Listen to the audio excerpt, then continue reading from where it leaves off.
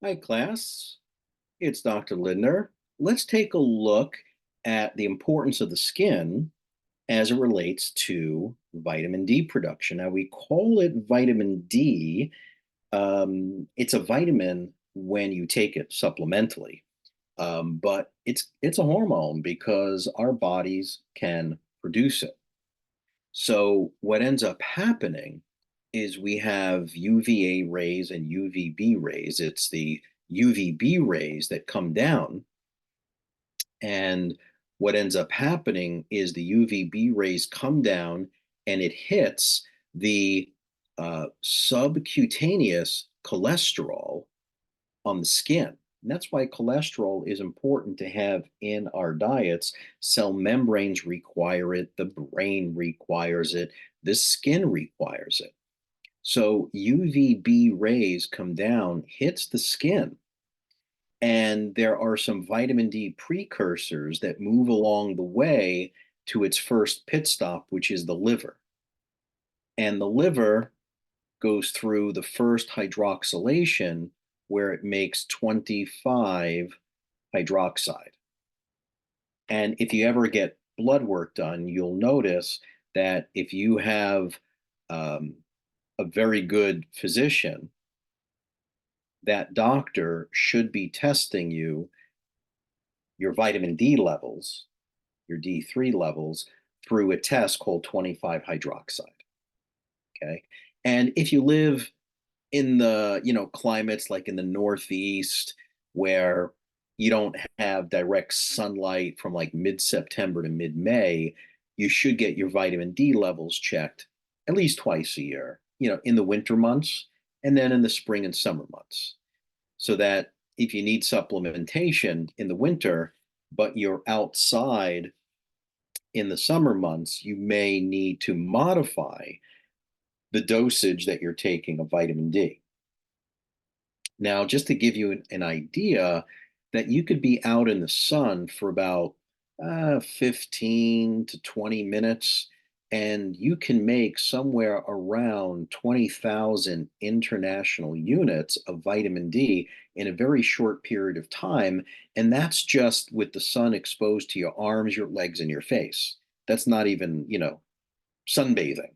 That's just being out in the sun casually.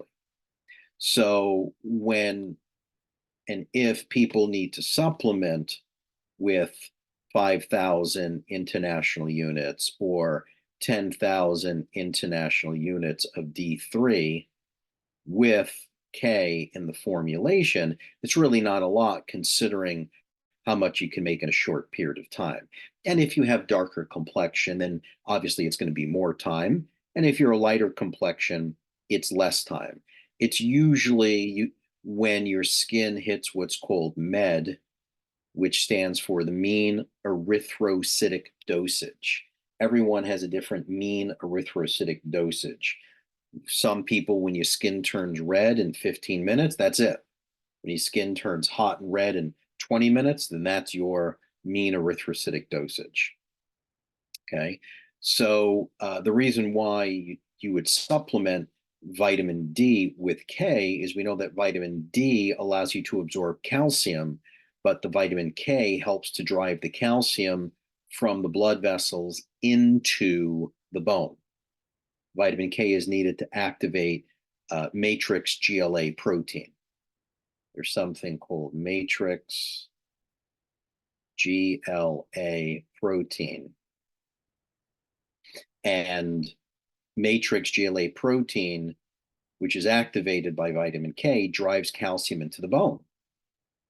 There are many medications and drugs that block this. And as a result, when people supplement with vitamin D and their calcium goes up, they get vascular calcification, meaning the blood vessels harden and blood pressure goes up. So you got to be really, really careful. The good nutraceutical companies are going to make vitamin D3 with K in the formulation. So you don't have to like figure out, well, what's my dosage of vitamin D and then how do I dose K with it?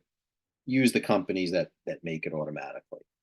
All right. So the liver hydroxylates it, and then it goes to the kidneys where it hydroxylates it again to create 125 hydroxide. right, which is vitamin D3. That's the metabolically active form. Okay, so that's a little bit about vitamin D3. So the UV rays activate the precursor molecule calcitriol, and that allows for vitamin D to be made.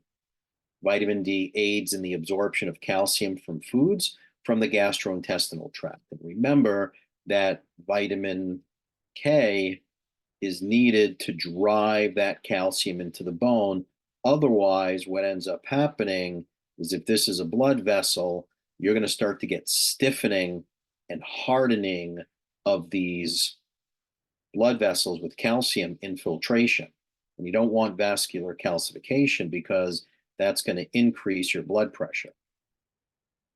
Now, I know that there are many pharmaceutical journals that have shown that statin drugs, which are anti-lipidemic medication to lower cholesterol, is known to lower and block vitamin K, which means that the GLA matrix protein or matrix GLA protein isn't functioning. So blood vessels calcify.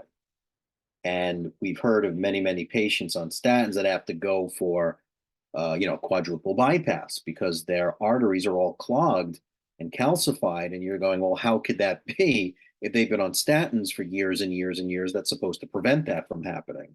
But if they're on it for years and years and years, you're going to get the depletion of K, the inactivation of GLA matrix protein, and vascular calcification.